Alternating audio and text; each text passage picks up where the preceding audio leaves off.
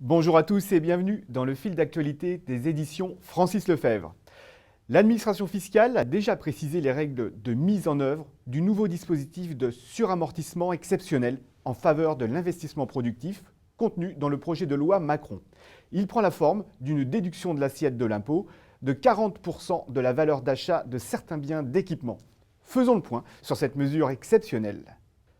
Au sommaire, 1. Les entreprises concernées. 2. Les investissements éligibles. 3. Les modalités de calcul de la déduction. 4. Les conséquences en cas de cession. Et 5. Les incidences comptables. Top chrono, c'est parti. Qui est susceptible de bénéficier de la déduction? Sont concernés par la mesure les entreprises imposables à l'IS ou à l'IR selon un régime réel dans la catégorie des bénéfices industriels ou commerciaux ou des bénéfices agricoles. Quelles sont les conditions d'éligibilité des investissements? Entrent dans le champ du dispositif les investissements répondant aux critères suivants. Bien éligibles à l'amortissement dégressif et relevant de l'une des catégories suivantes. Matériel et outillage utilisés pour les opérations industrielles, de fabrication ou de transformation, sauf exception. Matériel de manutention, installation destinée à l'épuration des eaux et à l'assainissement de l'atmosphère. Installation productrice de vapeur, de chaleur ou d'énergie, sauf exception. Matériel et outillage utilisés à des opérations de recherche scientifique ou technique. Et enfin, logiciels s'ils sont indissociables du matériel éligible. Ces biens doivent avoir été acquis, fabriqués ou avoir fait l'objet d'un contrat de crédit-bail ou de LOA entre le 15 avril 2015 et le 14 avril 2016 inclus.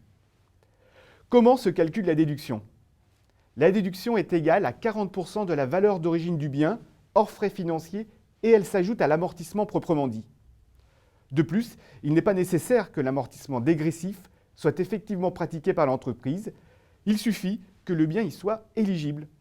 La déduction est en principe répartie linéairement sur la durée normale d'utilisation du bien appliquée par l'entreprise ou sur celle qu'elle aurait appliquée si elle avait été propriétaire du bien, pour les contrats de crédit-bail notamment. Pour les immobilisations décomposées, la déduction est répartie sur le rythme d'amortissement propre à la structure et aux différents composants. L'administration admet que la déduction soit répartie sur la durée moyenne d'amortissement de l'immobilisation lorsque l'investissement concerne l'ensemble de l'immobilisation à décomposer ou sur la durée du plan d'amortissement unique lorsque les biens répondent à la définition d'installation complexe. Que se passe-t-il si le bien est cédé avant la fin de la durée normale d'utilisation? La déduction n'est acquise à l'entreprise qu'à hauteur des montants déjà déduits du résultat à la date de la cession et calculés pro rata temporis.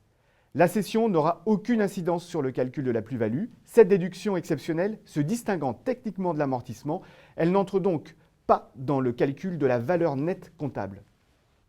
Quels sont les impacts comptables du dispositif? Le suramortissement n'est pas comptabilisé, il est déduit extra-comptablement du résultat imposable sur l'imprimé 2058A pour les entreprises au réel normal et sur l'imprimé 2033B pour les entreprises au réel simplifié. Il n'a donc aucun impact sur le résultat comptable, si ce n'est pour les sociétés soumises à l'IS, dont il diminue la charge d'impôt. Enfin, le gain procuré par la déduction est définitif et ne donne donc lieu à la constatation d'aucun impôt différé passif. Voilà, c'en est tout pour aujourd'hui. Merci de votre attention et à très bientôt.